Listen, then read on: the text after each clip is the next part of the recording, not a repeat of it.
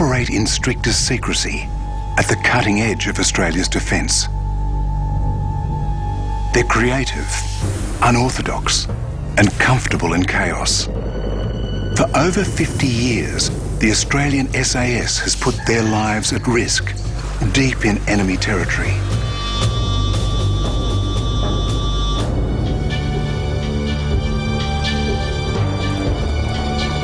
This is the only television history ever supported by this highly secretive regiment. We take you beyond the stereotypes to reveal the unexpected story of the real people who set out to transform SAS from the ugly duckling of the Australian Army into Australia's force of first choice.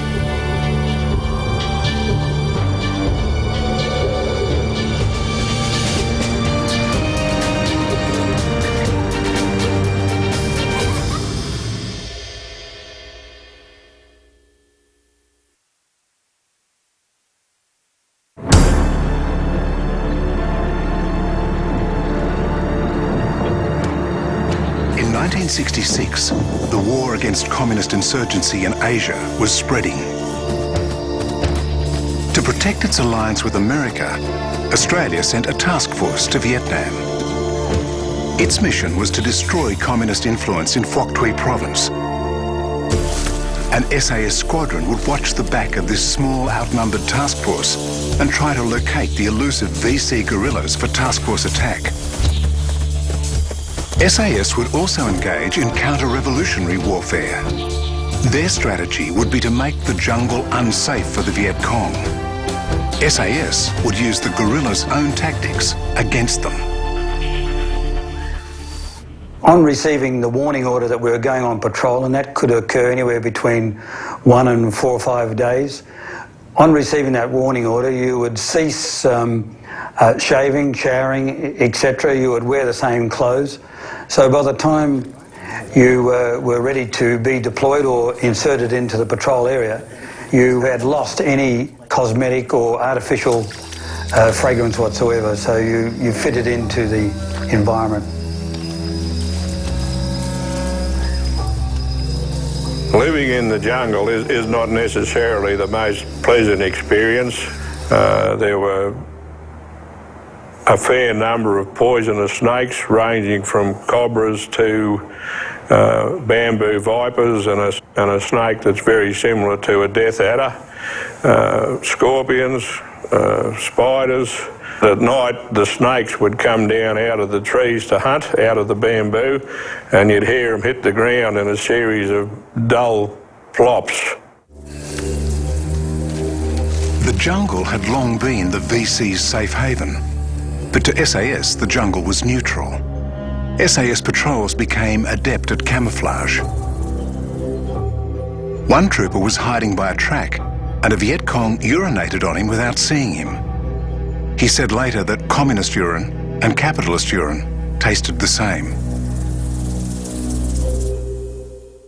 We'd just been through an empty enemy camp, and it started raining heavily, and we stopped, and I heard someone cough, and I thought it was one of our guys, and I turned around to look, but in fact it wasn't. It was a VC walking towards me about 4 metres away. So I raised my rifle slowly, and we froze, and a little while later we counted about 40 odd VCs, all well armed, fresh uniforms. I try not to make eye contact with any of the guys because you get a feeling you're being stared at. They might pick up on it. So I stared at their chest, which is where I was going to shoot anyway. So, and none of them looked up. I was a scout, and because of my complexion and my greyhound look about me, I guess that I used to dress up as an NVA or as the enemy, and if we're approaching tracks or camps or things like that, he used to send me in close to sort of do see what was going on, and of course if I was spotted, I could be seen as one of them. SAS converted their rifles illegally to imitate the sound of a heavy machine gun. This often tricked the VC into thinking a small SAS patrol was a big force. We took the flash hider off the end of it, which when we fired it created a flame that came out the end, probably the size of a large soup plate or dinner plate. The return spring was also modified so that it fired at a slower rate of fire. This trick could also help SAS to vanish, when after firing a heavy fusillade, SAS would suddenly fall silent. So the idea would be to shoot and scoot, to fade back into green. We may move quickly for about 20 or 30 metres, then we would slow down to a slow pace and listen and start patrolling very quietly and walking out of the area. Once you can make sure you're ahead of the game, you remain unpredictable in the eyes of the enemy and you get into their decision cycle. They're wondering what you're going to do next. And the trick is, allow them to overestimate your capability, allow them to underestimate your capability, but always protect your actual capability. The VC called the mysterious SAS Marung, the phantoms of the jungle, and offered a reward for an SAS soldier, dead or alive. We were not afraid of the American GIs, Australian infantry or South Vietnamese troops, or helicopter gunships or enemy artillery, or sudden airstrikes, or even B-52 bombing. But we hated the Australian SAS Rangers because they make comrades disappear very suddenly. SAS patrols also used psychological warfare tactics to undermine VC morale, especially in the deep VC jungle sanctuaries. Patrols would penetrate VC camps and pin SAS calling cards or the dreaded Ace of Spades to trees. They would plant flares in VC camps as targets, timed to guide a dawn bombing run. Exploiting the Buddhist belief that the dead should lie face upwards to free their spirits, some SAS patrols unsettled the VC after an ambush by turning their dead face down.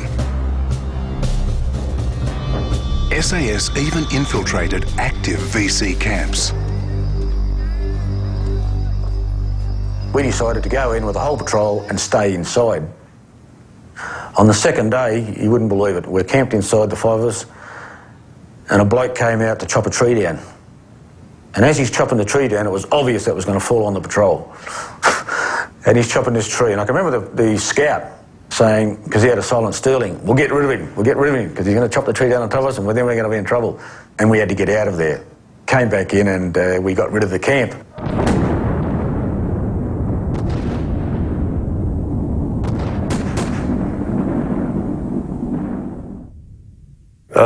Patrolling in the dry season in Vietnam was particularly arduous, and it was very difficult to keep up the water supply. So what we decided to do was to adopt a local habit of having what we used to call park time. Park time was a time during the day where we would stop and listen. Normally the hottest part of the day, about 11 o'clock till after midday. The local people observed it in the villages, but also the VC did as well. They are well aware that running around in the middle of the day consumed more water, which was scarce, and also was very, very noisy and made them more vulnerable. So that couple of hours in the middle of the day was fairly quiet, but we could also gather intelligence there by listening. It was particularly prevalent in the dry season, where the ground underfoot would be very crispy, and a term we used to call it was the Kellogg's cornflakes. That's what it sounded like walking on. It was crunching. But it was very difficult in the middle of the day, and often the guys would get pretty sleepy, so we allowed at least 2 of the 5 to read at any one time, and I used to do the same thing.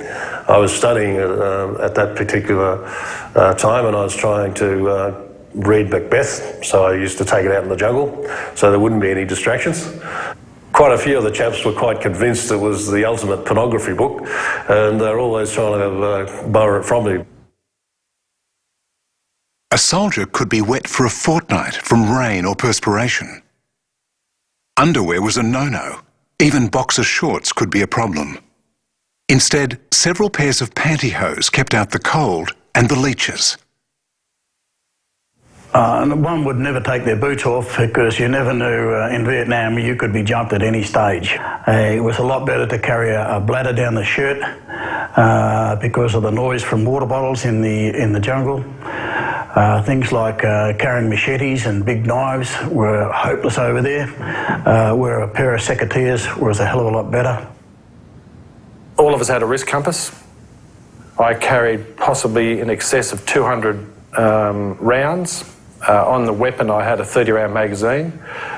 We had claymore mines, carried 2 knives. I carried an M16 bayonet. We had a marker panel to signal the chopper. So the chopper, if they passed over, they could see this colour. We had mirrors, signalling mirror. You'd sight the helicopter through the little circle in the middle and you'd flick it so they could get a reflection. Unlike conventional infantry, SAS patrols were free to choose their own weapons. I carried an Armalite for the majority of the tour with a under and over XM203 or an XM148 40mm bomb launcher underneath it. But the main weapons that we used were the SLR and the M16, all modified by the SAS armour. The other weapon that I carried occasionally was a silent Sterling submachine gun, which is a 9mm British submachine gun. The silent Sterling was used primarily for a single target, so that if someone walked through an ambush that we'd laid in the killing ground, we could use it without compromising our position and still stay into the ambush until a bigger target came through, i.e. 3 or 4 more soldiers. Sometimes the VC tailed an SAS patrol to learn SAS tactics. But this often failed, as no 2 SAS patrols had the same tactical pattern. Before stopping for the night, a patrol would circle back on its track to ambush any VC that were following it. At night, they crept into the thickest bamboo or jungle to snatch sleep in turns, then slip away before dawn. And the body odour at the end of the operation was quite extraordinary. You knew how much you stunk was how far away when we went back to our base people threw you a packet of cigarettes from. The vital lifeline of SAS patrols was their radios. Patrol signallers were taught radio operation and antenna theory by 152 Signal Squadron SAS.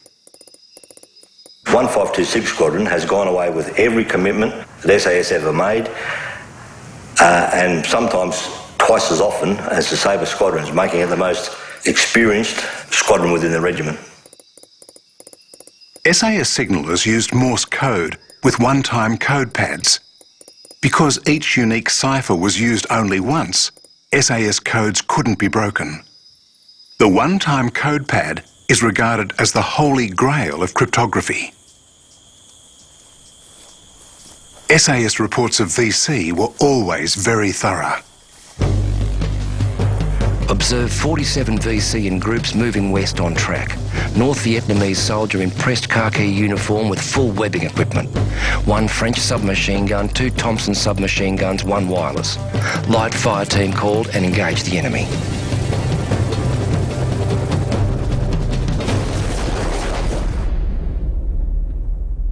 Most SAS patrols depended on the helicopters of 9 Squadron, Royal Australian Air Force. At first, these helicopters were unarmed. This made SAS operations very risky. So the pilots modified their own gunships, but without first asking their masters in Canberra. Had we asked permission to develop a gunship, the answer would come back, no, you can't, because the aircraft is incapable of being a gunship. In fact, the US Army told us our aircraft was incapable of being a gunship. But after 9 months of creative effort and scavenging from the Americans, success. 9 Squadron had its own gunships, the Bushrangers, with rocket pods, multi-barreled miniguns, and M60 machine guns on each side.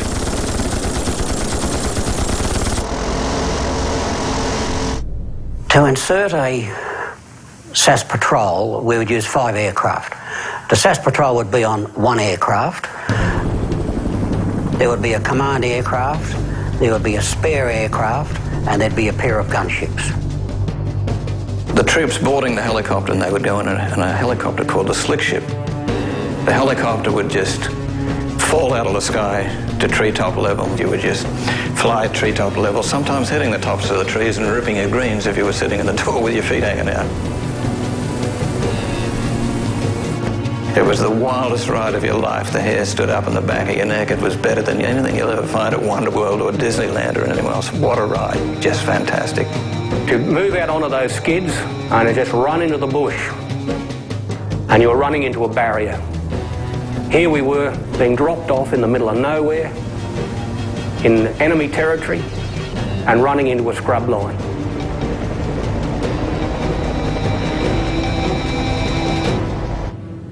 Our relationship with SAS was very close. If you pulled them out during a hot extraction, they wouldn't come on board the aircraft one at a time and sit down and roll a smoke and do up their seat belts. They would throw themselves on the floor of the aircraft, poke their guns out the side and add to the suppressive fire that the aircraft might be laying down itself. So I jumped behind his twin M60s and looking down I could still see my mates back to back by this time. And I shot a nice arc of fire around them, very nice. I felt that it was good covering fire. Anyhow, the crew chief came sort of over me and he said to me, "Did you get any bastard?" And I said, "Well, I don't know because I mainly shot cover for my mates down below." And he says, "Because you used all my bullets." But the 9th Squadron, they're a fantastic mob of people. When we prayed at night, we prayed to them first, then God. Because we reckon they did more good for us. Everyone was religious. On one patrol in May 1969, southwest of the Courtney Rubber, my patrol was surrounded. We had enemy that I could actually see to the north, to the south and to the west. And I was pretty sure they were in the thick country to the east of us. We waited there for about 3 hours and finally, as the sun was going down, I got a call. The bush ranger was on their way in. That was the Australian Light Fire Team. I asked him to put rockets 20 metres to the north and 20 metres to the south of us.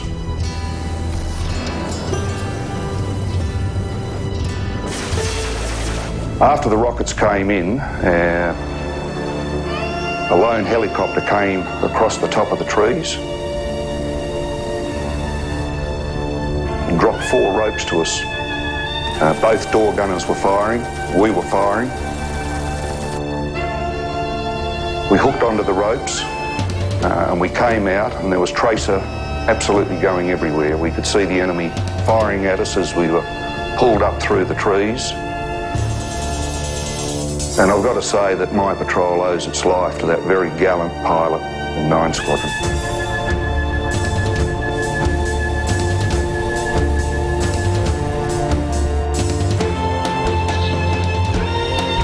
Squadron and Lady Luck saved many SAS teams from certain death.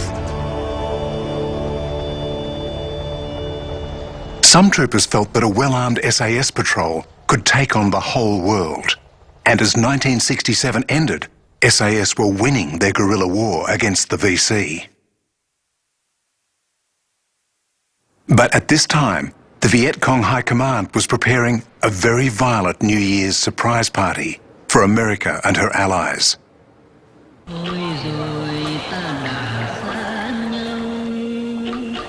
In early 1968, on the Tet Lunar New Year holiday, with half of the South Vietnamese army on leave, the Viet Cong suddenly attacked in force across South Vietnam.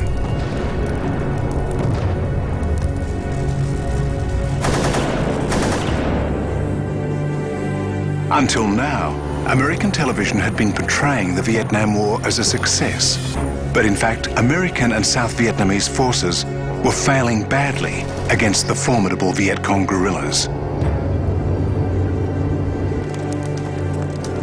The VC now aimed for the knockout punch, stepping up from guerrilla warfare to Mao's third revolutionary phase, open battle. But for the VC, the huge Tet offensive was disastrous. exposed for the first time to massive American firepower, the Viet Cong lost thousands killed. They withdrew in costly defeat.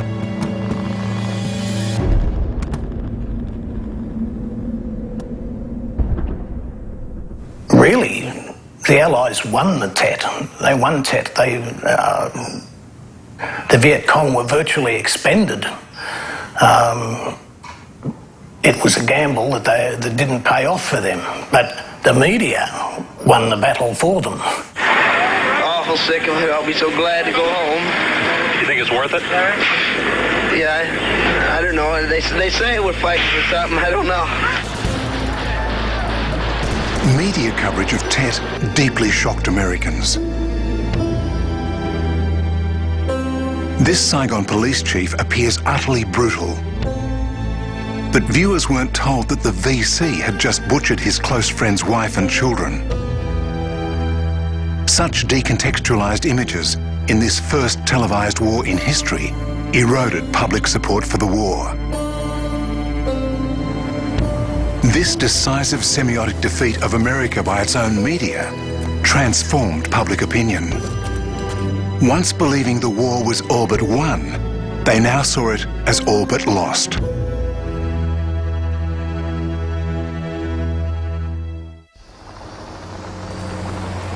The SAS squadron in Nui Dat was well aware that Tet had eaten away Allied morale, and that back in Australia, the politics of failure and futility were taking control of the war. The morale within the Australian Army as a whole at that time was still good, but they were certainly looking at the Americans, and it was bad.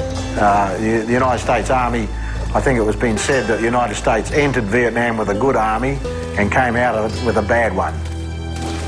Certainly the anti-war protest movement had picked up both in the US. We'd had suffered Kent State. We had mass protests back here in Australia. The anti-war protesters rejected the tradition that a nation at war should stand by its soldiers. The trade unions were very pro-communist in the Vietnam era there. There was a lot of anger for serving members that were in Vietnam. The trade unions held up our mail. There were all sorts of undesirable tricks being played. I had a lady friend back in Australia, and she was confronted by someone disguising themselves or masquerading as an army officer. Knocked on her door and advised her that I'd been killed in action. She then wrote a letter to me, and it was rather a spooky letter because it was written as if I was dead. And when I'd received the letter, obviously that was very disturbing, quite soul-destroying. After Tet, American commitment to Vietnam began to wane. SAS faced a fiercer, more confident enemy in Phuoc Tuy. SAS patrols were often hotly pursued as the VC tigerishly followed up every skirmish. The VC began to anticipate SAS tactics, particularly helicopter insertions. Often the VC used to put an old man, a woman, a young teenage boy or whatever out to act as sentries on these LZs to pick up the infiltration of an SAS patrol.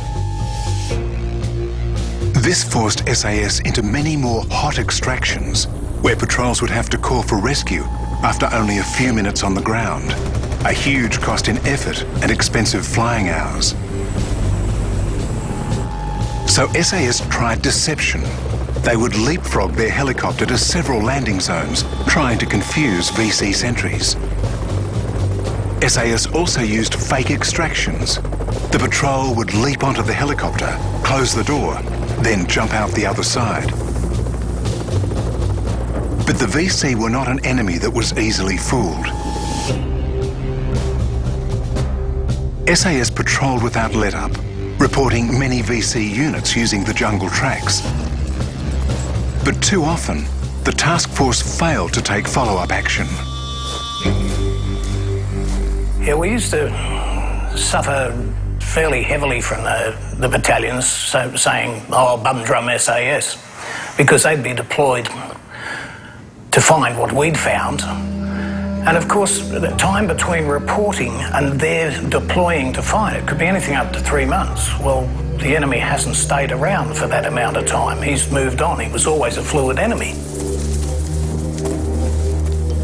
Although the VC were cunning fighters, they relied heavily on using tracks. SAS ambushed these tracks, and the VC lost many troops and vital documents. And it didn't matter if we put ambushes on to tracks or artillery strikes or airstrikes, they would, within weeks, be back on using that track as their main line of communication. As the 1960s closed, the communists were winning in Vietnam. SAS could fight the VC, but not the growing disillusionment among the Allies.